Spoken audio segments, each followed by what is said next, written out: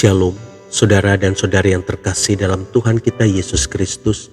Marilah kita luangkan waktu beberapa menit untuk berkencan dengan Tuhan saat ini, agar dari hari ke hari kita semakin dekat dengan Tuhan, sehingga hidup kita semakin diberkati dan menjadi berkat. Pembacaan dari Injil Markus bab 7 ayat 28 sampai dengan 30. Tetapi perempuan itu menjawab, "Benar Tuhan, tetapi anjing yang di bawah meja juga makan remah-remah yang dijatuhkan anak-anak."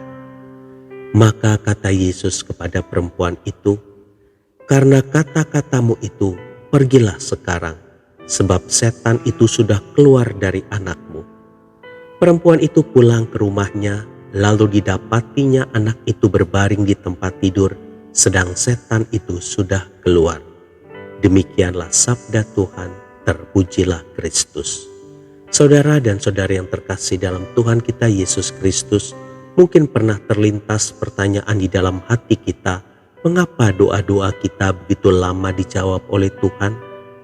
Mungkin cara kita yang salah dalam berdoa, sebagaimana yang dikatakan oleh Rasul Yakobus. Hari ini kita akan mempelajari satu hal lain dari kisah perempuan Sirofenisia ini, yang tentunya menarik untuk kita perhatikan. Ketika Yesus berkata, tidak patut mengambil roti yang disediakan bagi anak-anak dan melemparkannya kepada anjing, sebagai perkataan terakhirnya untuk melihat reaksi akhir dari kegigihan perempuan Sirofenisia ini, maka dengan kerendahan hatinya perempuan ini pun menjawab, "Benar Tuhan, namun anjing itu makan remah-remah yang jatuh dari meja tuannya." Perempuan ini sadar betul bahwa sebagai orang non-Yahudi, berkat Tuhan memang tidak diperuntukkan baginya, sehingga ia memang tidak selayaknya menerima berkat itu. Oleh karena itu dalam sepanjang kisah ini kita terus melihat perempuan ini memohon dan bukan menuntut atau mengklaim berkat Tuhan itu. Saudara dan saudari yang terkasih dalam Tuhan kita Yesus Kristus, ada perbedaan antara memohon dengan menuntut atau mengklaim. Memohon adalah meminta dengan hormat atau berharap supaya mendapat sesuatu. Itulah yang dilakukan oleh perempuan Sirofenisia ini. Sekalipun ia terlihat begitu gigih memperjuangkan kesembuhan bagi anaknya, namun sikap hatinya tetap merendah di hadapan Tuhan. Berbeda dengan memohon, sikap menuntut atau mengklaim lebih mengetengahkan sikap hati yang merasa berhak untuk mendapatkan berkat Tuhan.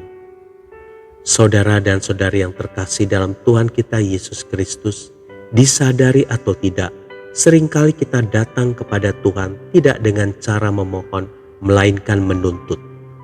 Tuhan kita jadikan sebagai pribadi yang berhutang kepada kita, sehingga setiap kali kita meminta, sepertinya Tuhan wajib memenuhi permintaan kita itu.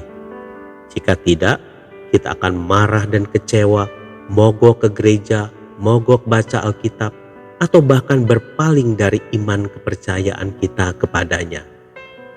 Hari ini, mari sekali lagi kita mengambil pelajaran berharga dari perempuan Sirofenisia ini, yang tahu bahwa apa yang dimintanya kepada Tuhan bukanlah miliknya atau haknya, sehingga ia memohon dengan sangat agar Tuhan membagikan kasih karunia, yaitu walaupun hanya sedikit atau remah-remahnya saja.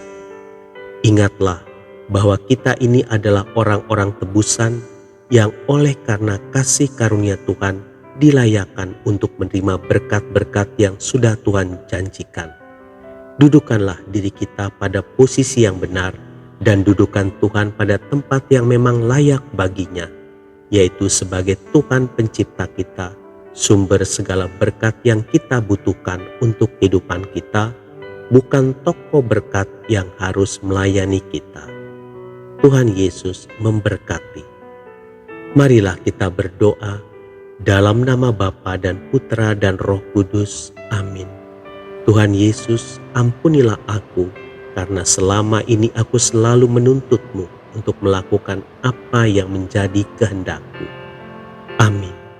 Dalam nama Bapa dan Putra dan Roh Kudus. Amin.